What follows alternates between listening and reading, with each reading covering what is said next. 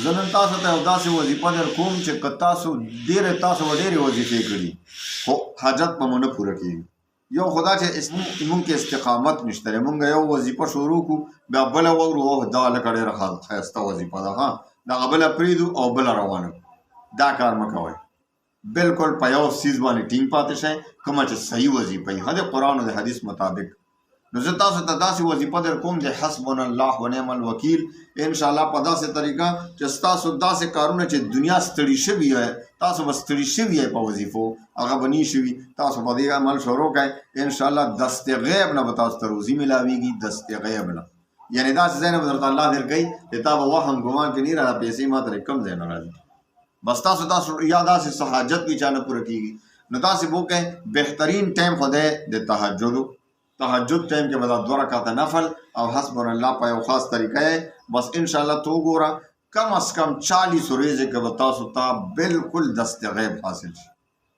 دست غیب نه به تاسو ته روزي انشاءالله سټارټ شي د هغې درمیان کې به سټارټ بشي شروع بشي انشاءالله. خو که 40 ورځې مو پوره کړو ډېره بهترینه نو د تهجدو په ټایم کې تهجد خاص هم ډېر ثواب دی. تهجد ګورئ که قبر خپل رڼا غواړي چې قبر کې یا تور تیارې نه ماته رڼایي نو بس تهجد کوه په شپه کې الله ته پاسه قبر کې به انشاءالله تیاره نه رڼا وي.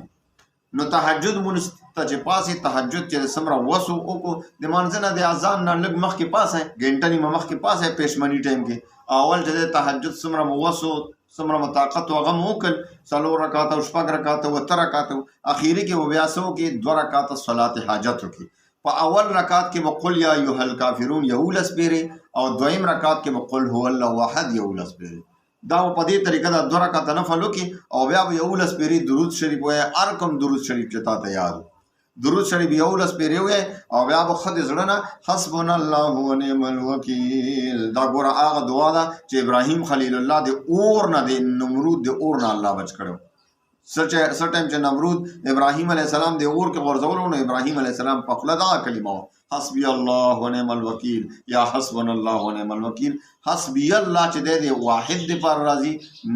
هغه د یوازې یو کس دپاره راځي او حسبنا الله د جمع دپاره راځي. نو حسبنا الله ونعم الوکیل چې دی دا د هر مرض شفا ده د هرې بیمارۍ علاج دی د هر تکلیف نه راحت دی. نو تاسو به څه وکئ بیا به 1500 پیرې دا وایئ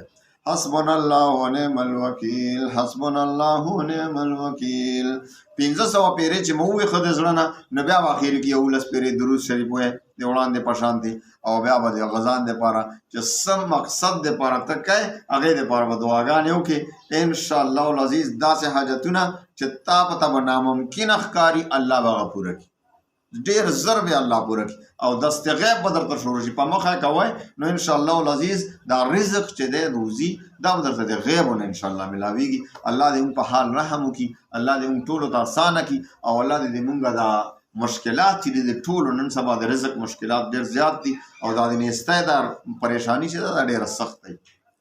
الله د یو مسلمان هم باندې هم د نیستی پریشاني نه راولي هره پریشانۍ نه به د الله وساتي. موږ ډېر کمزوري او عاجز یو الله نه به غواړو نور به چا نه غواړو. الله مو مالک دی خالق دی د موږ مشکل کشا دی موږ حاجت روا دی یو الله دی بل څوک نشته. نو په دې باندې الله خوشحالېږي چې الله ایمان وغواړئ نو په دغه طریقه ترې نه غواړو الله نومونه والو حسبنا الله ونعم الوکیل ویو حسبنا الله ونعم الوکیل سره ټول مشکلات هسې هم ختمېږي. نو تاسو ټولو ته اجازت دی بس اجازت په دې شرط دی چې یو مونځ کوئ 15 واړه وخته مونځ او د حرامو نه ځان ساتئ د حلالو طلب کوئ انشاءالله العزیز تیر به هدف بس تاسو هر وظیفه کار کوي. الله دې تاسو د دنیا او د آخرت خوشحالۍ نصیبې کړي. الله مو د غمونو نه تکلیفونو نه مصیبتونو نه محفوظ وساته. جزاکم الله تعالی و آخر دعوانا ان الحمد لله رب